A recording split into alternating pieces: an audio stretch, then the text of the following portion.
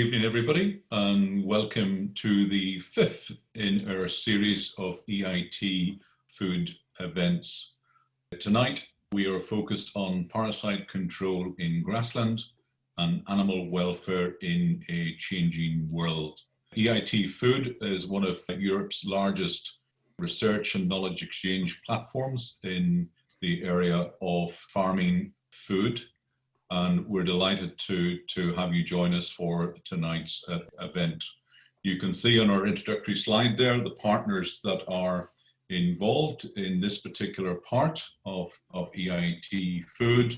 Tonight's event is hosted by AgResearch and also by the University of Reading, Queen's University in Belfast, and ABP. So again, a very warm welcome to our event tonight. So again, a very warm welcome to this 2020 EIT Food Focus on Farmers events. So with that, I'd like to move on and introduce the format for tonight. We have Sam Chesney from County Down, Northern Ireland as our first speaker. Then our second speaker is Professor Eric Morgan from the Institute for Global Food Security at Queen's University in Belfast. Then we have James Evans, our farmer from Shropshire in England. And then our second speaker, guest speaker tonight, is Dr. Gareth Arnott, also from the Institute for Global Food Security at Queen's University in Belfast.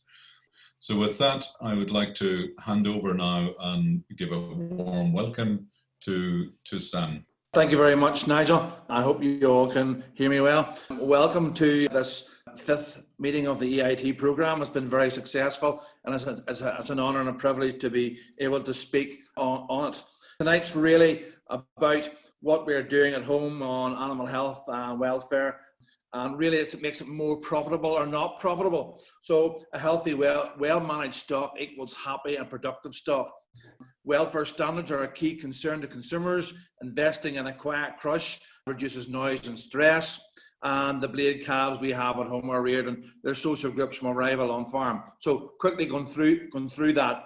Well-managed stock, happy and healthy, productive stock. Very, very easy to understand why that would be. Keeping a continuous grazing platform in front of them. Nutrition is very, very important. Welfare standards are the number one thing that people are concerned about when they're buying a product. How has that animal been treated? Has it been treated well? Has it had a happy and fruitful life, albeit come to an end to provide food? Investing in a quiet crush. Well, we spent quite a bit of money this last year and bought a quiet crush with a rubber floor. The cattle go onto it and off it, and there's no stress involved at all. You know those days when cattle are jumping about and making a noise in the crush? Well, it doesn't happen anymore here. We have a manual squeeze on it, so everything, animals and people, are very happy. Social groups are very important, and maybe it's missed the attention of a lot of farmers. We let the cattle stay in their groups from when they're born, and we do find that they're much more sociable in those groups. For example, the blade calves, which we have on farm, come here 12 weeks of age, and they stay in those groups until they leave the farm again, and they've probably been reared as calves in those groups. So it's very nice to see that they have social interaction. And going forward again, it's another very important aspect of welfare for animals and well-being. We're managing health risk on farm. We're vaccinating for most things. If you had a chance to look at my YouTube video, you'll see what we have done and why we are doing it. We're vaccinating for pneumonia, leptospirosis, BVD, IBR, clostridial diseases. We don't vaccinate for scars on our cows or our calves, because we use probiotics for that. We are very aware that the antimicrobial resistance in human medicine, and we do have to pay part of the blame for that, but we also want to be part of the answer to that. So we're constantly trying to improve the use of that. Antibiotic resistance in stock has become a problem. We're very, very conscious of that. And some of the mixed species swards we're using, we've actually stopped dosing cattle on that sward to try and show that these swards do have an anthelmintic property. So we're working towards that, using less drugs, less anthelmintics, more social activity within the cattle framework, and providing a very unique, a very nice product for people to eat. Really, I've only a very short introduction to make there this evening. I hope you enjoy the rest of the evening. And I would like to introduce now Professor Eric Morgan. His talk tonight is going to be on parasites, resistant and climate change. I hope you heard what I had to say, Eric, because I can virtually see nothing here. so all the very best. Thank you very much. Thanks, Sam. It is all loud and clear for me, so I hope likewise everywhere else. So we know that worms impact production and productivity, and we know the sorts of economic effects they can have, and that's why we set out to control them. On most farms, I think you would say that so far so good, but that might not be the case below the surface. So why should we reconsider worm control in cattle and sheep is my first question. Well, of course, anthelmintic resistance at the time to act for sustainable efficacy of anthelmintic drugs is before you see it, really. There's also the development of immunity. So if you overprotect younger stock, they won't develop that level of immunity that you expect. And then you have to treat in the second grazing season and potentially as adults. And that's only going to work provided the drugs continue to work. And it's an expensive way to go.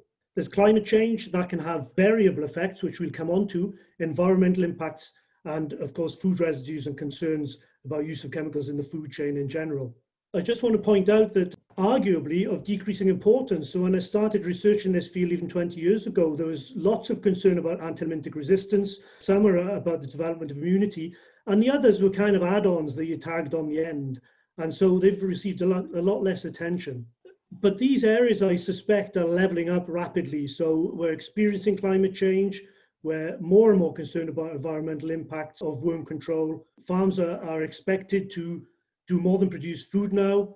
And as the environmental custodianship elements of that and soil carbon storage and all the rest of it comes to the fore, I think that's going to really bring these other issues up the agenda. So because research tends to be done on things that are perceived as most important at the time and lead to results some years later, then we have a lot of uncertainty, unfortunately, around these elements.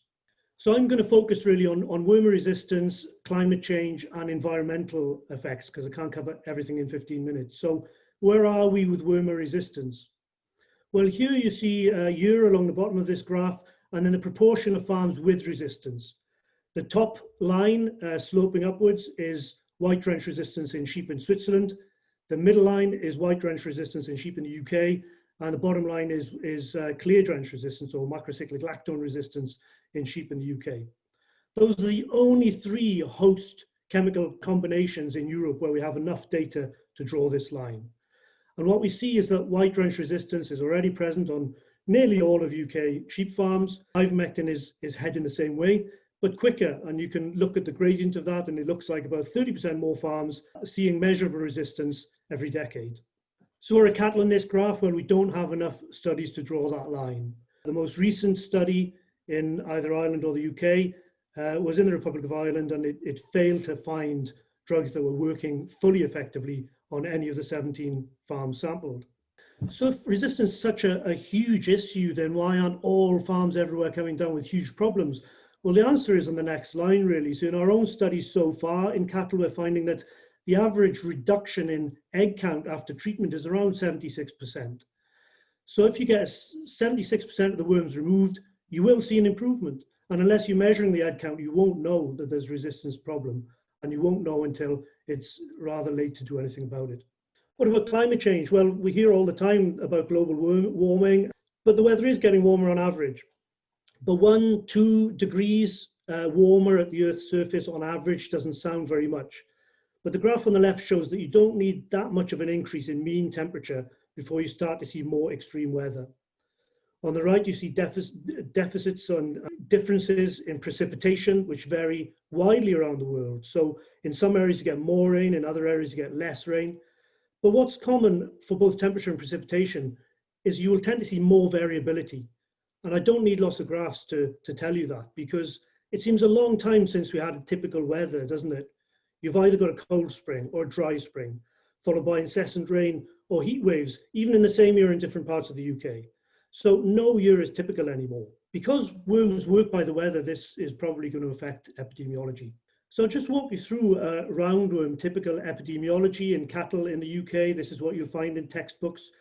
We have infective larvae that survive reasonably well over winter, but then as temperatures rise in spring, they start dying quicker. We'll come on to why in a couple of slides' time.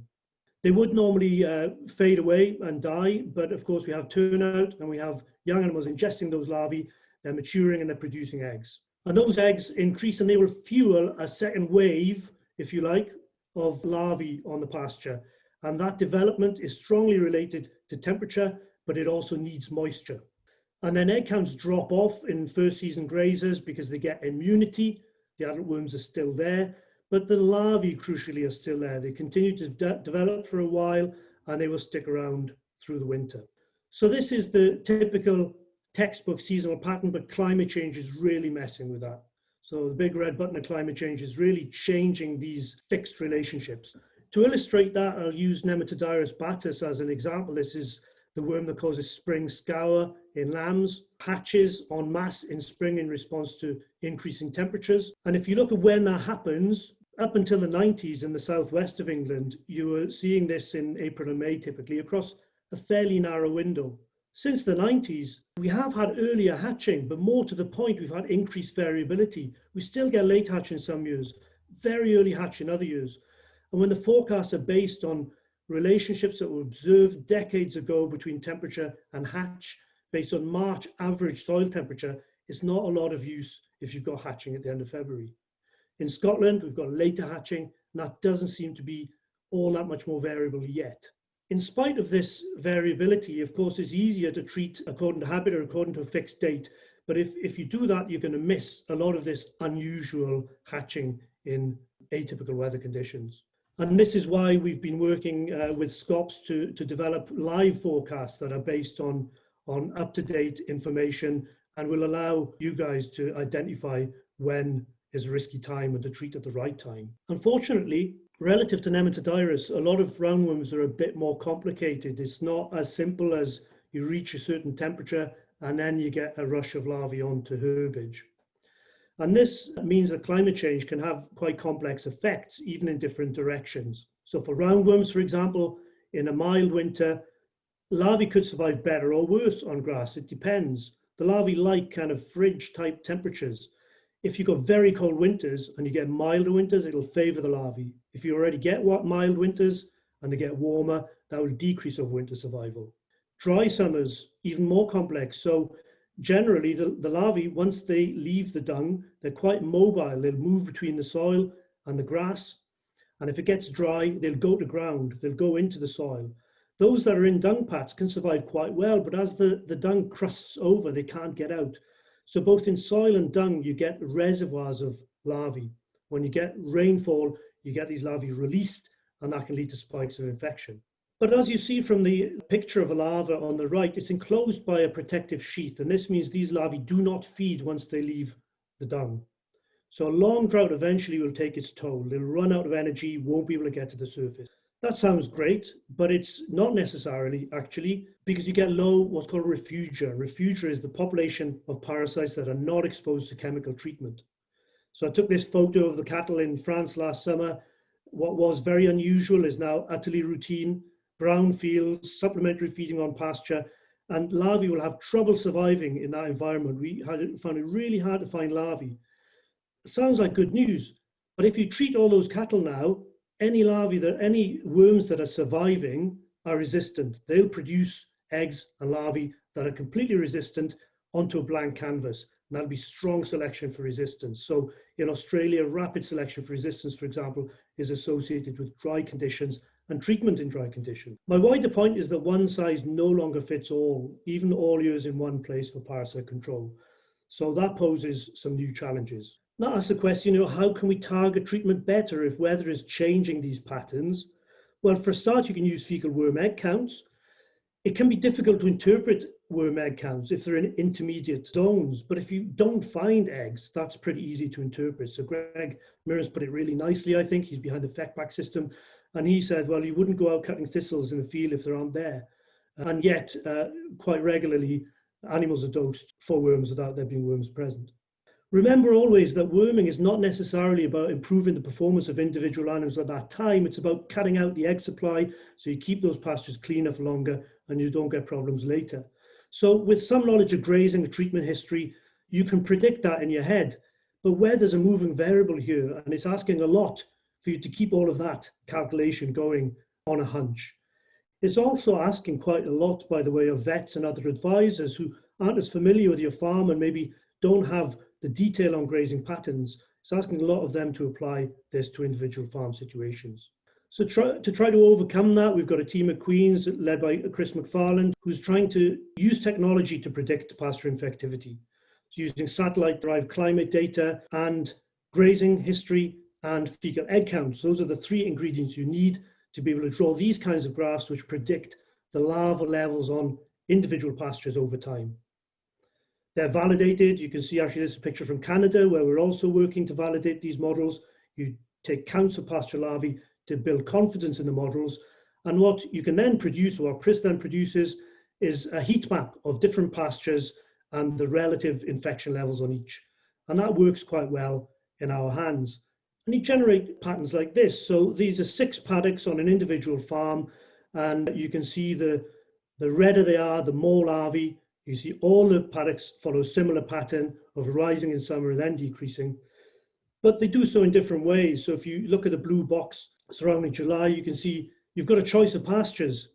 A couple of very high contamination levels. One is intermediate and 3 are quite low. So that might influence your grazing decisions, both to avoid infection, but also to avoid treating and then moving animals onto a pasture that has few larvae, which is a risk factor for the development of wormer resistance. What about the environment? Well, I said I wouldn't cover everything, but we know that dung beetles are good for soil carbon storage and nutrient recycling. They bury the dung. And we think that's usually going to be in favor of worm control because you bury the dung, it's not immediately available. But that's not necessarily the case. If conditions are dry, actually, they're moving dung to where the larvae are happiest, but they're a bit below the surface. So again, the effects could be in both directions. But remember what I said about refugia for anthelmintic resistance. It could be a benefit actually to have that subsoil reservoir of susceptible larvae.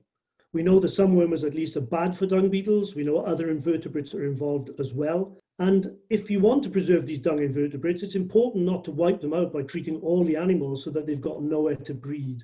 And so there's that word again, refugia. But this time, instead of talking about wormer resistance, we're talking about generating refugia where the dung invertebrates can breed. And there we can use what we call uneven distribution or aggregation of parasites among hosts. So the graph on the right shows that parasite burden increasing along the horizontal axis, the number of animals with a particular worm burden, and in any group, a herd or a flock, you'll tend to find the majority of individuals will have low or even zero parasite burdens, and most of the parasites are concentrated in a few hosts. So if we can use, be it fecal egg counts, be it weight gains, be it other direct or indirect indicators of parasites and their effects, we can focus the treatment on those animals that need it, and we can leave some untreated, and that will help the dung invertebrates. So I just want to conclude really by summing it up. I haven't said much about liver fluke at all. I'm quite prepared to answer questions on fluke in the questions. It's for reasons of time, but they share some similarities. So worm control is changing. We've got to think about anthelmintic resistance for roundworms, lungworm, and fluke. We've got to think about climate change and their effects, environmental considerations, which extend to things like drainage, scrape ponds, trees when it comes to fluke. One size no longer fits all across these parasites. We are generating tools to help, but how will these be delivered? We have got a survey open which is asking farmers what they do and where they can see these new technologies fitting in to what they do. That's quite a long survey, but there are shorter versions specifically for cattle and sheep, just 15 questions. What are you up to at the moment? Where do you think these things might fit in? So please do answer them if you have time. And then final slide is just to draw your attention to something I've already pointed out, and that is there are excellent resources to help sustainable worm control on scops for sheep and on cows site, the cattle parasites site, and those are kept up to date, and they'll be very useful and your allies in developing sustainable control strategies. We've now got an opportunity for some points of clarification. Eric, we have one question in here from Robert Morton, who's asking a question about, he has a dairy herd. He's been using some Frisian breeding for about 5 to 6 years, but the Holstein cattle are more prone to disease. So I guess it's coming into the genetic angle there, asking about pros and cons between different breeds and their susceptibility to disease. but perhaps a parasite angle in particular, Eric? Yeah, sure. So there's a lot of interest in that area, of course, and a lot of work. What it generally finds is there is a bit of a trade-off there. So if you select animals really strongly to produce fewer parasite eggs in the feces, they will tend to sacrifice some performance. And so it's important to take both into account. And the sorts of targeted individual treatments I was mentioning there, where you treat animals according to need, can be helpful in selection as a breeder, because you identify those animals that are not only carrying lower worm burdens necessarily, but they're those that are able to perform in the face of challenge. And that's probably the phenotype that you're looking for in most cases. So there are breeding programs well established, particularly in sheep, but it's quite a new area for parasites, at least in cattle. Any thoughts on alternative wormers, like natural biological wormers like bioworma? Yeah, so bioworma, the nematophagous fungi is now on the market. We've heard already from Sam about mixed swords, and those can be also feed granules. There are lots of alternatives, and that's great because it reduces reliance on wormers. But it's also true that none of them will match the performance of the wormers we have now. Results are highly variable. So for the fungi, it could be between 10% and 90% impact, depending on weather conditions and various other things. So the lesson there is, yes, use these other things, but be aware they probably will have to be used in combination. They'll have to be used to reduce reliance on wormers, not to replace wormers as you currently find them used mostly. Another question, how long can worm larvae remain infectious on land without a host? Good question, and it's entirely dependent on weather. So over a nice, cool but not too frosty winter, they'll survive the winter easily. So our guys in the lab can keep them in the fridge for well over a year in water if they don't dry out and temperatures are modest. But if you have a dry, baking dry pasture in summer, they won't get past 3 weeks. So it's entirely dependent on weather. What is your view on timing, storage and spreading manure and slurry on grassland with a view to reducing the spread of worms? Slurry and manure, they're not great environments actually, particularly slurry for these parasites. There are others. There are some roundworms like ascarids which can survive much better and cause coughing problems, particularly with pig slurry on cattle pasture. But usually the slurry tank is safe as far as roundworms are concerned. What level of stomach fluke have we in the province in Northern Ireland, that is, and should we be concerned? Oh, you put me in the spot with prevalence. I'll have to check back with Mark Robinson, but very, very common. Rumen fluke is very common. The jury's still out really on how big an impact it has on production though. I'd be interested to hear more experiences of that, but very often it's found commonly. There's a bit of a question mark over how much it's impacting production. Should lowland farms be encouraged to use break crops such as cereals to break parasite cycles and clean ground? And what options are there for LFA farmers? You obviously can't plough their ground to have clean ground. So you can substantially reduce larval populations by ploughing, but you don't get rid of them completely because they're quite happy in the soil actually, and you're just making it harder to get to the surface. You know, if you can't plough, then you have to wait a bit longer. Time is your friend. So spelling and rotations, anything that leaves those pastures empty of stock for a long time, particularly over warmer or drier conditions, is going to decrease infectivity of those pastures.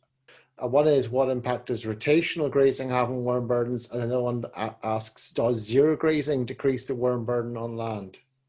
Yeah, well, we'll take the second one first. I mean, zero grazing should certainly decrease infection, shouldn't it? I think it can be a problem with fluke, particularly if they're carried in by wildlife, and you don't necessarily eliminate infections by zero grazing.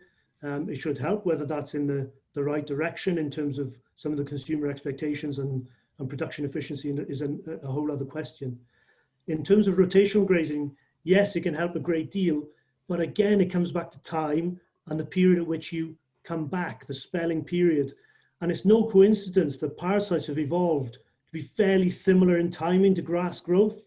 So if your optimum time to come back for grass growth is 3 or 4 weeks in summer, I have to tell you that's about optimal for parasite transmission, because it takes 3 or 4 weeks for the eggs to develop through to larvae to be infective, and they'll persist for some weeks. So if you're rotating, great, but if you're rotating on a a 4-week return interval, you're really helping the parasites. You can only really get away with that with good parasite treatment. Is there an acceptable threshold from worm burdens in cattle before performance is affected? There is, but you can't easily configure that in terms of worm egg counts, unfortunately, because it's not the adult roundworms that are really causing the worst damage. And so the egg count doesn't fully reflect the larval intake. So there is a threshold, but it's not easily measurable in the field. But I think the wider point is that some worm infection is not a bad thing. It promotes immunity. You want to keep it below that production threshold in terms of rate of incoming larvae. It's quite tricky to do that, but it's not impossible. An interesting one here. What is the value of the old saying, sheep should never hear church bells twice in the same field? I mean, for sure, the quicker you move animals off, then the better in terms of avoiding those larvae. But you do have a good 3 weeks, even in summer. By the time you occupy a pasture, you've got 3 weeks before you're getting substantial numbers of larvae there. So you don't have to be quite so hasty moving them on, but you do have to be very careful of when you bring them back. Yeah, thank you very much, Eric, for fielding so many questions there. Delighted now to welcome James Evans as our second farmer from Shropshire in England to say a few words.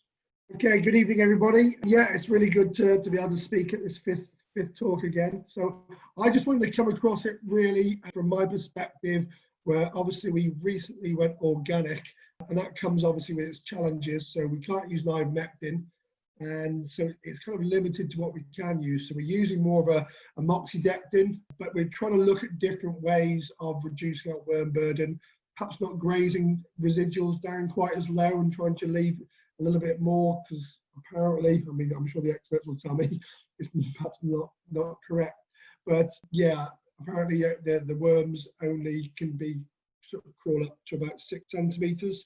By not using the ivermectins as well and being aware of it, we're seeing a huge increase in dung beetles, which is good just from a soil health point of view. Yeah, so we're quite aware of those, and we don't want to overuse what we're doing. So we're relying heavily on fecal egg counts, and the thought of actually walking around a field collecting dung samples, it's not the most attractive thing, but if there's one thing I like doing is actually saving money.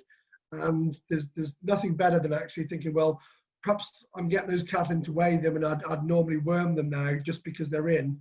And it's quite nice knowing that, you're probably saving a 1,500 quid in wormer just because, yeah, they're not infected. So yeah, we just take probably 3 or 4 samples from a group of animals, fresh samples, just wait for them to muck on the field, scoop it up, take it into the vets, and they give me a call within a couple of hours and let me know if they need worming. So another thing that we're doing a lot more of is obviously outwintering. Obviously the benefits of cost saving is huge, but what we're quite aware of is how the public perceive this as well. It's great in a dry time and it's frosty and it's the best thing ever, but in a wet season like last season, from a roadside, it can look not so great, and we're doing everything on daily moves and the animals are healthy, and I think we've learned really to try and observe the animals' behaviour, and we all know as farmers, if animals are doing and they're happy and they're showing their natural characteristics, and so it's quite easy to justify if you did get a call and say, oh, those animals should be in a shed, but if the animals are actually showing natural behaviour and are happy and healthy, they actually prefer to be outside. We found that this is a huge reduction in feed and housing costs, but we have got to make sure they're adequately looked after. And one thing that we probably noticed, probably outwintering, going to a more grass-based system, is the need for trace elements, probably even more. And I think looking back, this has probably had an effect on the sort of efficacy of the wormers that we're using as well. We've played up quite a lot of arable ground that's grown good grass, but it's very short of trace elements. So what we're doing now to all our cattle, they have a bolus to go out on, and they have access to rock salt and minerals whilst they're outside. And we're finding this is having a help on the use of wormers as well. But I think I've probably said enough, and I think I'll hand you now on to someone who's far more of an expert than me. So I'll hand you on to Gareth Arnott. And yeah, it's great to be here and to be speaking with you. I really appreciate the opportunity to share some of the thoughts that we're having currently regarding animal welfare. So really in my talk, I'm going to focus a little bit about the historical context of what animal welfare is and where it's now moving to in terms of policy changes. Hopefully, I'm sure many of you or most of you will be familiar with this framework. So this is termed the 5 freedoms animal welfare concept. And this concept was developed really on the back of a report called the Bramall Report in 1965. And really that was a report that was commissioned by the UK government to look into the welfare conditions of animals in general. And it was a scientific study to see what we could do to create a framework. That was then adopted in 1979 by the Farm Animal Welfare Council, and they published these so-called 5 freedoms, which have now been widely adopted. And there's 2 messages I want you to take from these. So I'm sure many of you will be familiar with the 5 freedoms. So the first thing is, look at what's listed there. So we freedom from hunger and thirst, from discomfort, from pain, injury, and disease, freedom to express normal behavior, and freedom from fear and distress. So the majority of those points are focusing on freedom from negative issues. So in other words, we focused very much on trying to avoid the negative in relation to animal welfare. So that's one point.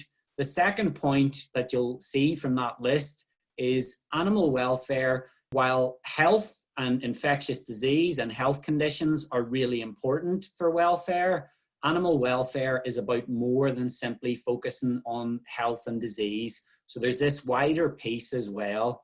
So this is where the direction of travel is at the moment.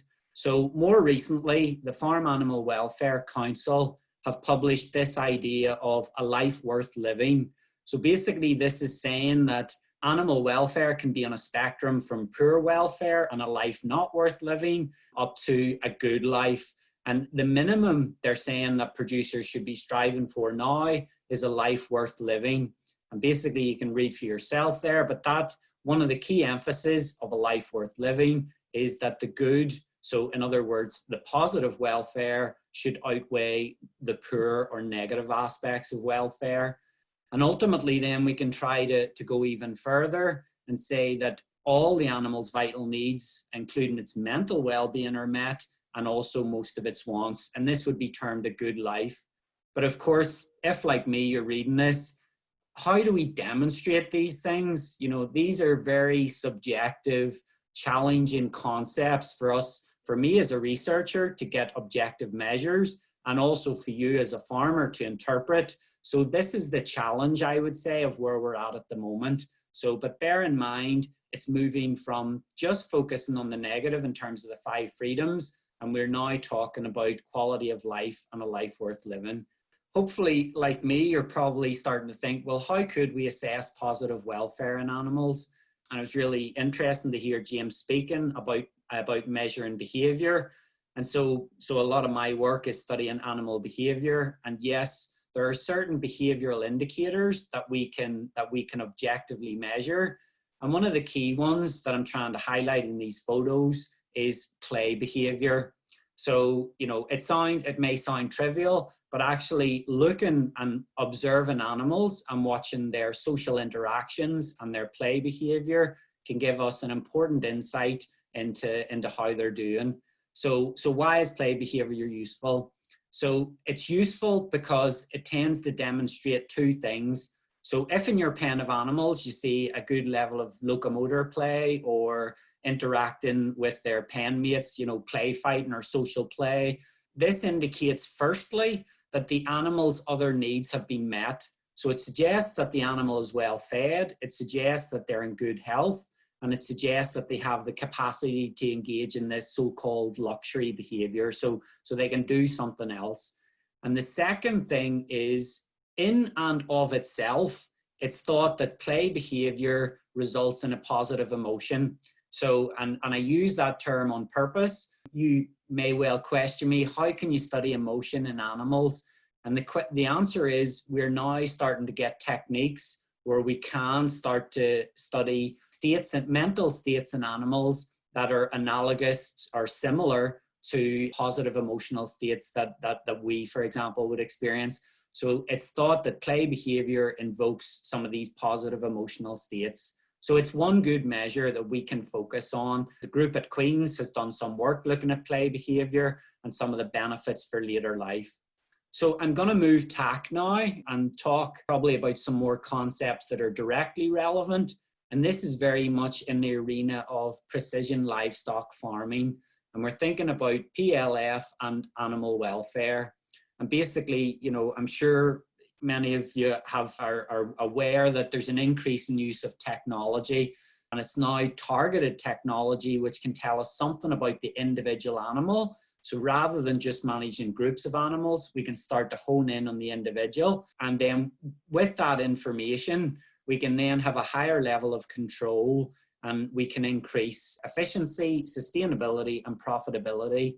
But what I want you to also take away is animal welfare is a key part of the sustainability message, and I'll elaborate on that a bit further. The example, I'm going to go through one research example that we completed recently, and this is looking at links between animal welfare, in this case it was beef cattle, and meat quality. So I'm going to hopefully convince you that there's a direct link between animal welfare and the ultimate product quality. The study I'm going to go through just briefly now is one that's published in this journal. I should say that the study was carried out at Athby Hillsborough, and at the time she was a PhD student, Naomi Rutherford, and Frances Lively from Athby. So it's just to share some of the findings from that study. So, okay, a bit of context about this study. So here we were using rumen temperature boluses, okay?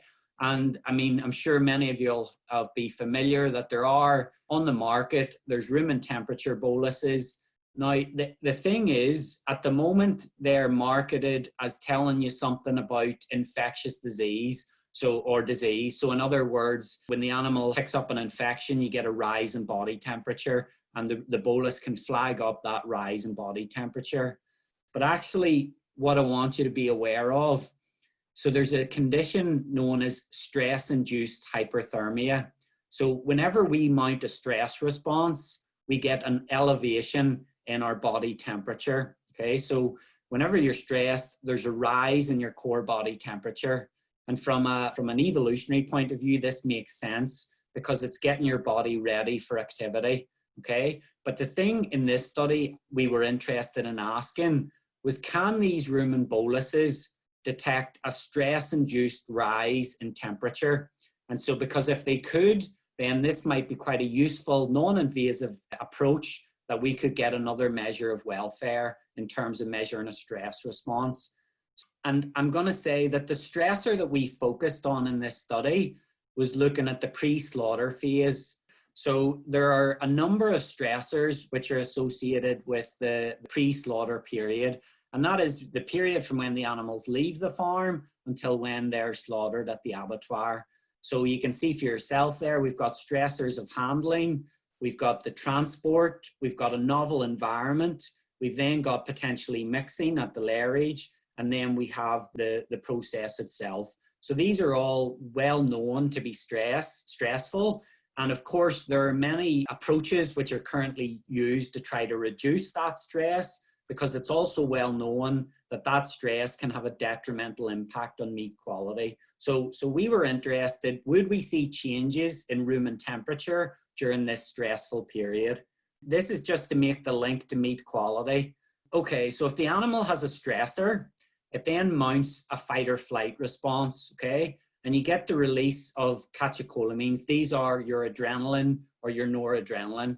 And that causes the breakdown of energy stores, in this case, glycogen. And that's an issue because usually you need the glycogen in the muscle for good meat quality. So if you break down the glycogen stores, then you end up with meat which has a high ultimate pH. And that's in the realm of the so-called DFD, or dark, firm, and dry. So in other words, that results in poor meat quality. So there's a direct link between stress and meat quality. And this is important, obviously, both for animal welfare, but also for the product quality. And this is where I'm going to show you some results from the study.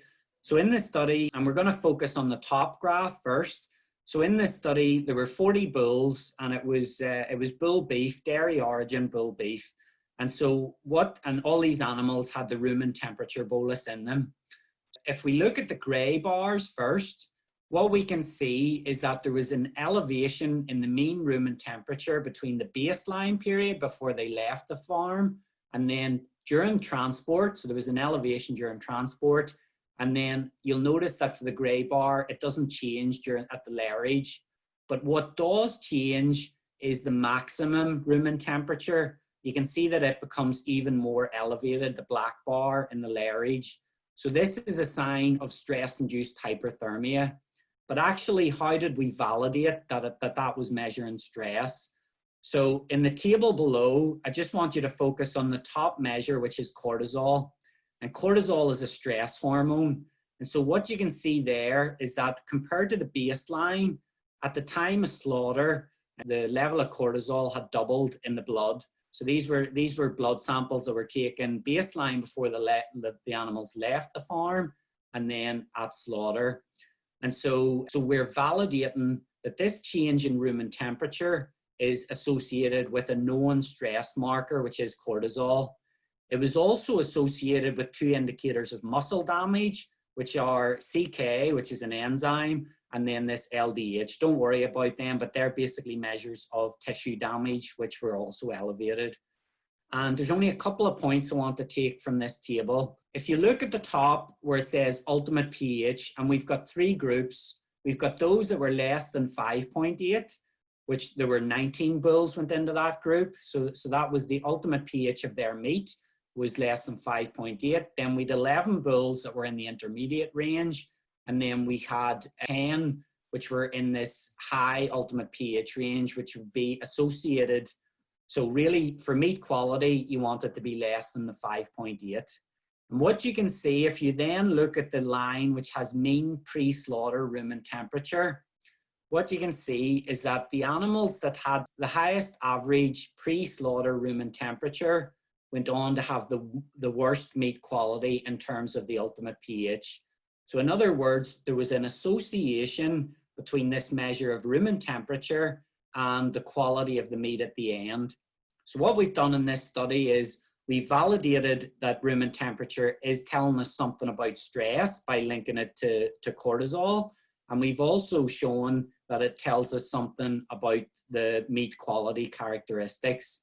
So what we're suggesting is if these rumen temperature boluses are being used for, and they're being used to detect ill health, there might be this wider use which could tell us something about stress and potentially tell us something about meat quality.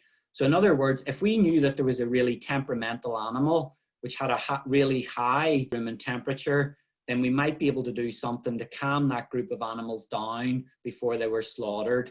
Just the last point I'm going to show you on this is if you look at the line which says the maximum basal rumen temperature, so the third row, so this was the maximum rumen temperature just during the baseline period. And you'll see that the animals that had the highest during that baseline period, so this was before they left the farm, they also went on to have the worst ultimate pH. So in other words, they could well be the temperamental or flighty animals, which are getting more responsive to stress in general. And then they went on to have this issue.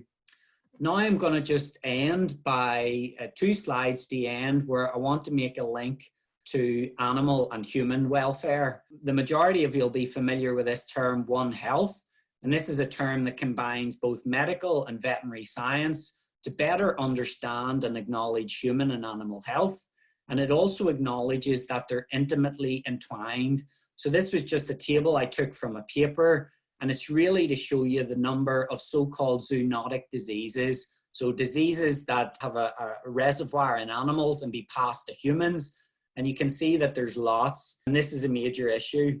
I don't think you need any convincing that this is a major issue, because if we go to the next slide, let's think about the current situation, all right? So COVID, there's various hypotheses, but the main accepted one at the minute is that it seems that COVID or coronavirus originated in a horseshoe species of bat. And then it's thought that the bat was the main reservoir. It got into an intermediate host, possibly a pangolin, which I'm showing here. And it was whenever these were kept at the live markets or the so-called wet markets that we ultimately resulted in the zoonotic potential being released. And what I would say, the point I want to make, is we can track this back to animal welfare. So in other words, the conditions that animals are kept in influences their susceptibility to spread disease and also how likely they are to get disease and spread it. And you can imagine if an animal's confined in a live market, that's going to increase the chances of shedding disease. The broader point I want to make is we need to all think about husbandry practices, because this is very firmly now going to be on the radar. It's going to be with us. You know, disease ecologists are becoming very aware of these scenarios of how animals are managed. And I would say this is going to be coming down the track very much in terms of the spotlight on how we manage the welfare in that situation. And this is where we're moving to now. So you've heard the term One Health. I'm going to introduce a term which you maybe haven't heard, which is now we're using the term One Welfare. And I'm using that term because it recognizes that we need to take a holistic approach. So we need to think about the central role of welfare in terms of the sustainability of the farm, because welfare is linked to performance. It's also linked to efficiency, and it's linked to health. And so this term welfare implies we need to think about more than health. We need to think about mental well-being, both of humans and animals. And finally, the term also encompasses thinking about environmental and ecosystem, the broader piece. So it's thinking also about how we manage the environment and how we manage the interactions between the environment and our own and animal health. So again, kind of going back maybe to Eric again, some questions left unanswered from the last time. Is it unusual for only one animal in a long-term social group to have rumen fluke over a full summer grazing? And he's just saying that all animals in the same social group had followed the same parasite control regimen, and only one of the groups showed signs of poor thrive and was sampled accordingly. So just to have one animal that has rumen fluke, is that unusual? Yeah, it sounds a fairly extreme example, but we do expect that clustering to a certain extent. So we know that in any group, as I showed you, some individuals will be much more heavily infected than the average. It could be that there's something else going on with that individual animal. But we would certainly expect some individuals to be more affected. Also another question here, is reseeding of pastures a help with worm control? Yeah, reseeding will help, but it won't completely eliminate these larvae because they're able to take refuge in the soil. So newly seeded layers would be much lower levels of contamination, but you won't eradicate parasites that way. A point here, there's differing worm burden in different pastures. Why is there such a variance? And could this be controlled? So that's maybe looking at the pasture impacts of controlling rather than the animal impacts. Not sure I get that question. So there's big variation between pastures, individual pastures, because of their grazing history and the weather, for sure. There's nothing we can really do, though, to control the parasites on the pasture. You've only got time and grazing that's going to remove those larvae. There's nothing you can apply to clean up the pastures that's non-toxic. Are there any technologies that can give real-time parasite counts assessments of paddocks, such as maybe a handheld NIRS or a hyperspectral camera? That would be really nice, wouldn't it? There's no such thing, I'm afraid. Not at the moment. You've got to go cutting bits of grass with scissors and soaking them for hours, and it's very, very labor intensive. So that's why we've put so much effort into predictive technologies, because there's nothing that will measure larval density in any kind of realistic way on a farm. Question for Gareth here. Is it possible that people using temperature bolus to identify illness in stock are using antibiotics when animals perhaps only experiencing a situation? So that's kind of the situation where if someone's using a rumen temperature bolus, I mean, it's veterinary, maybe back to Eric even, but people are using a temperature bolus to look at a heightened temperature and you give it antibiotics. Is that necessarily the right decision to make? Yeah, that's a very interesting question, because the answer for that is what we're seeing is body temperature can be elevated for a range of reasons. So I guess that's where, with all these technologies, really they shouldn't be used in isolation. So I guess what I would be saying is, if you get a flag that there's an elevation in temperature, then it's important to also look at the wider context. So is the animal, is it a young animal that has pneumonia or whatever, or is clearly coughing and has clinical signs and then requires treatment? Or is it the case that that animal, for example, has just been mixed into a new social group and it's maybe been fighting, or it's been trying to establish a dominance hierarchy and it's stressed? So I think the answer there is it's important to kind of look at the context of the situation. Okay, and another question for you, Gareth, here. Have you seen many links between the use of feed additives such as live yeast, rumen buffers in finishing cattle to reduce stress and improvements in meat eating quality? Yeah, I mean, that's another very interesting question, because it's a very topical one at the moment. So the short answer I have is I'm not aware of any direct links between those additives, let's say, and meat quality. Nigel might actually be better to answer that. But what I would say is there's a lot of work going. Professor Sharon Hughes at Queen's is looking at the rumen microbiome. So in other words, looking at the bugs and the ecosystem that's in the rumen, and trying to see how that rumen function relates to animal function, performance, and ultimately product quality.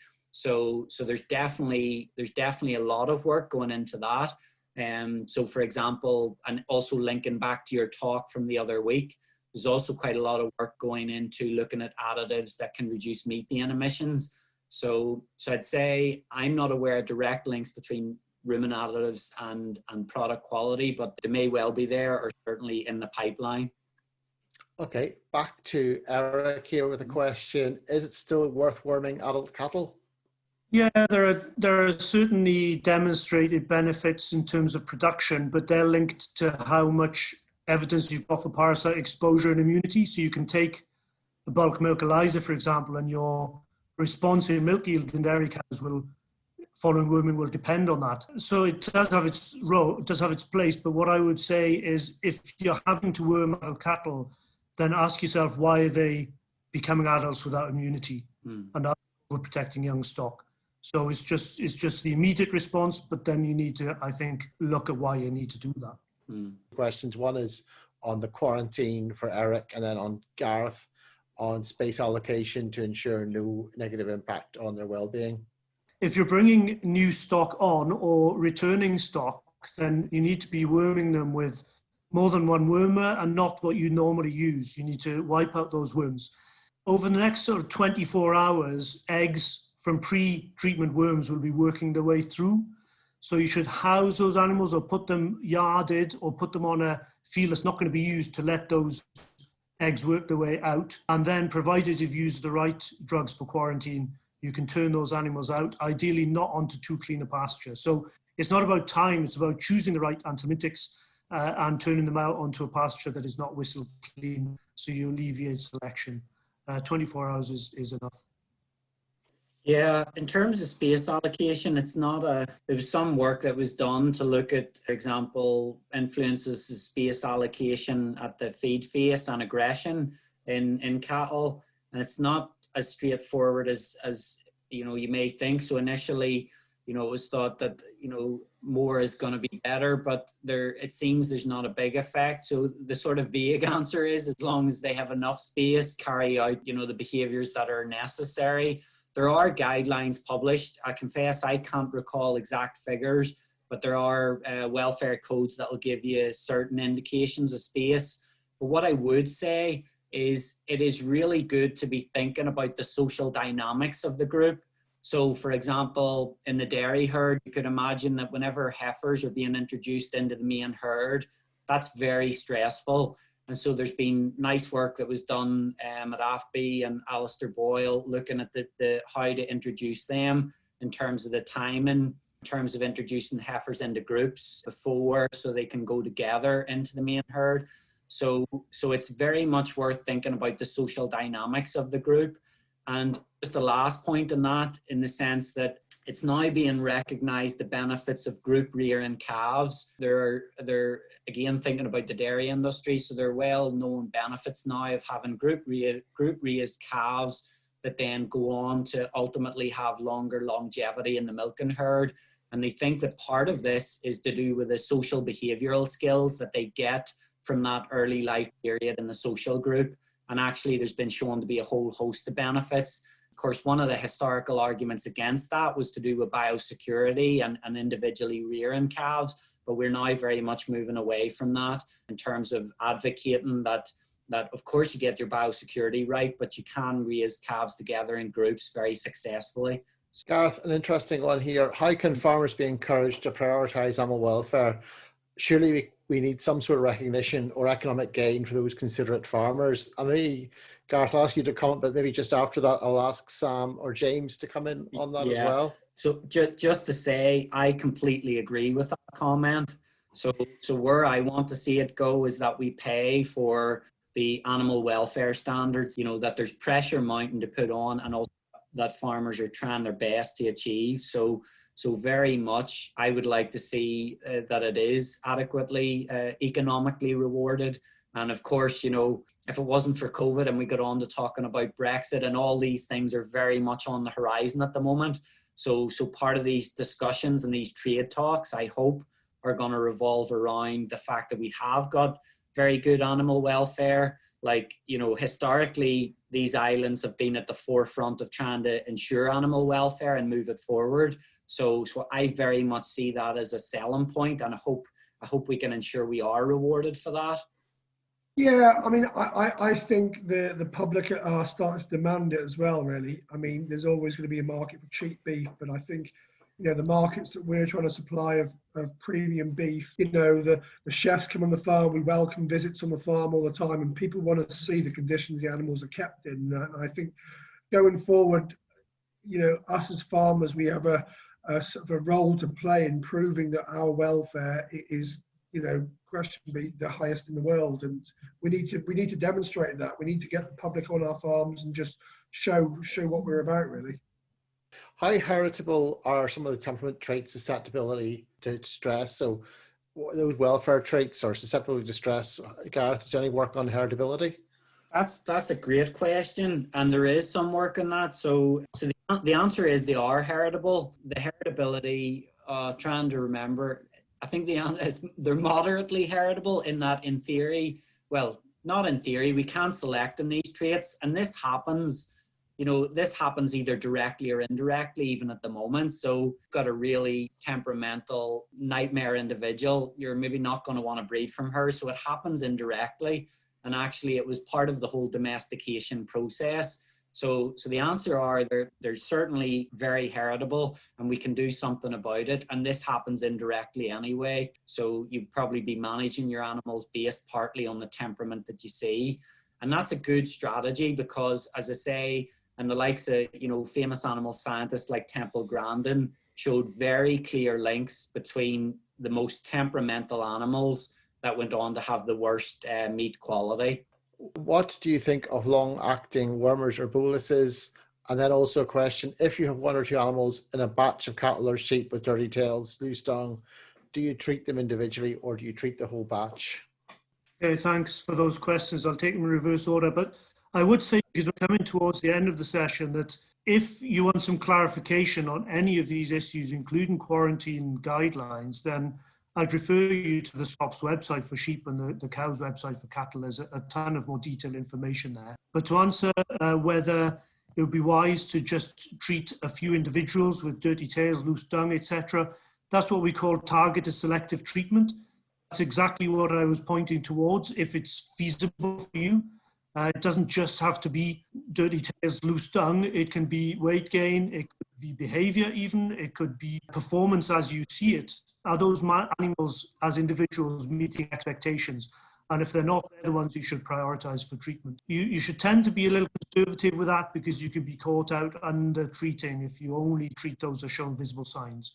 But certainly that's a good approach if you want to target your treatment more effectively. In terms of long-acting wormers or bolus, what you're doing there is taking away your flexibility. I prefer things like the autoworm bolus, which allows some exposure to long-acting drugs, but either is taking away any flexibility. So you might administer those at a certain time, then find you've got a long dry period when you didn't need it, and then you get a rain and emergence of larvae, and it's expired. So you're not able to react either to your grazing patterns and resistance or to weather conditions as well when you've committed to putting in something that's long-acting. Thank you very much, Jason, and what a fantastic discussion and presentations we've had tonight. Lots of questions and still lots of questions coming in. So I'm only going to use a few brief words to summarize up really, and we entitled tonight One Health and Two Angles within it, bringing in that excellent work from Eric Group on the parasitology side, looking at how that can engage on sustainability, environmental aspects, efficiency, productivity, but then linking in welfare. And you can see from Gareth's presentation and the discussion how important welfare is and how that's becoming increasingly important going forward. And then bringing both of those together with that lovely concept that Gareth introduced us to as one welfare. So we've gone from one health to one welfare, connected through the world of parasites and the world of animal welfare itself. So with that, I would just like to thank all our speakers tonight, our two farmers, Sam, James, and very much a special thank you to Eric and Gareth for dealing so comprehensively with many questions tonight. And then just to remind you all that our final event, our evening, is on Monday the 19th of October at 8 o'clock, where effectively we'll be continuing the discussion which Gareth opened up in linkages through to eating quality. And I myself will be talking about meat eating quality and its importance for the consumer. So we look forward to picking up with you again on Monday the 19th of October at 8 o'clock.